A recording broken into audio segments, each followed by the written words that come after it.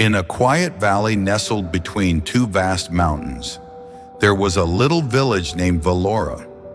The people of Valora were simple, happy in their routines, respectful of traditions, and terrified of failure. They believed that success could only come in one way, by following the path carved out by others. In this village there lived a young girl named Mira. She was different from the rest. While other children played house and practiced weaving or tailoring, Mira would lie on her back, staring at the sky. Her eyes followed every bird that soared through the air. Hawks, doves, even crows. She'd watch how they dipped, circled, and vanished into the clouds. Her heart didn't beat for weaving, it beat for the sky. Mira wanted to fly. But in Valora, flying was considered foolish. An idea for stories, not for real life. The village elder once said, "The sky is too wide for a girl to conquer. Better stay on land, where your feet can touch reason." Her parents, though kind, were bound by fear. "It's dangerous," her father said. "You'll fall and break more than your bones. You'll break our name." Her mother added, "People will laugh. You'll become the tale told at bonfires." The foolish girl who tried to fly. Mira nodded, but her dreams never did. Each night she would sketch wings, big ones, small ones, curved like the swallows, stretched like the hawks. She studied how birds flapped their feathers, how they took off from branches. She built models with bamboo and cloth. Every failure taught her something new. Every cracked wing was a lesson. Then one summer, a traveling tinker named Eldrin visited the village. He sold toys and tools. But what fascinated Mira was the wooden glider strapped to the back of his wagon. It was small, too small for a person, but when the wind hit just right, Eldrin would throw it in the air and it would dance. Mira approached him. "Can you teach me how to build that? But big enough for a human?" The old man looked at her, not with mockery, but with curiosity. "Why do you want to fly, child?" "Because I believe I was born to," Mira replied. "Not to follow paths, but to create them in the air." Eldrin smiled. "Then you must prepare not just your hands, but your heart. When you try to leave the ground, people will try to pull you down. Sometimes not out of cruelty, but fear. Will you still choose the sky?" "I will," she said. And so, Eldrin stayed. Weeks turned into months. Mira worked beside him, learning how to shape wood, balance weight, measure wind currents, and understand lift. Every evening she'd test what she built on the hillside behind the village. And every evening she fell.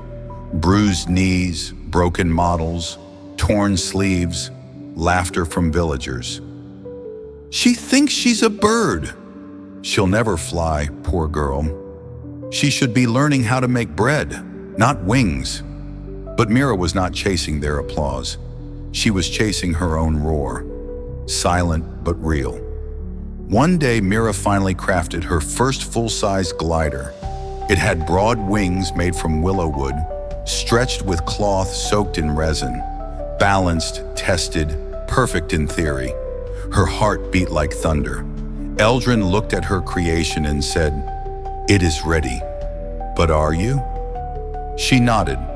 The next morning, she stood at the cliff near the edge of the village, the highest point. A small crowd gathered below, half out of curiosity, half to witness her fall.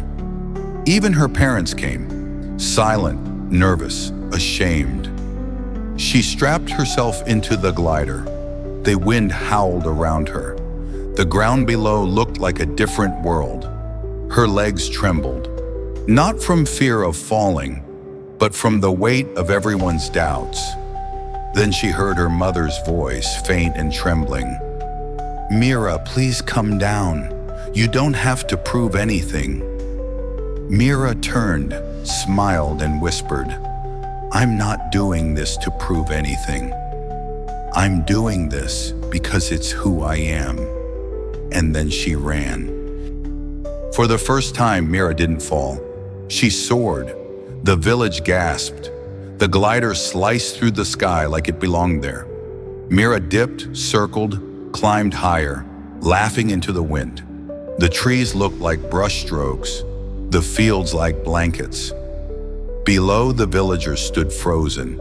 Even the birds seemed to pause. Mira was no longer a girl with dreams. She was a girl becoming her dream. Hours later, after a smooth landing in the nearby meadow, Mira walked back to the village. No cheers, no claps, just silence. Then someone whispered, "She flew." From that day on, everything changed. Not because Mira demanded it, but because truth doesn't need permission. Children started drawing wings. Some tried to make their own. The same villagers who once laughed now said, "We always knew she had something special." Mira didn't care for their new approval, because real freedom had already touched her, and she knew now. Applause is sweet, but it can't replace the thrill of wind in your face and the sky in your heart. Years later, Mira became a teacher, not of flying, but of freedom. She traveled across villages telling young boys and girls, "Don't let anyone make you small because they fear your size. Don't let them define your dream with their limitations. You were not born to be tamed." She wore no medals. She carried no titles. But in every village, people remembered the girl with wooden wings who defied gravity, not just of the earth, but of expectation. Don't let others control your life. Their fears are not your reality. Their limits are not your boundaries. You were not made to follow someone else's path. You were made to carve your own. The world will always try to box you, label you, even cage you, not out of cruelty, but out of habit. But the sky doesn't belong to the obedient. It belongs to the brave.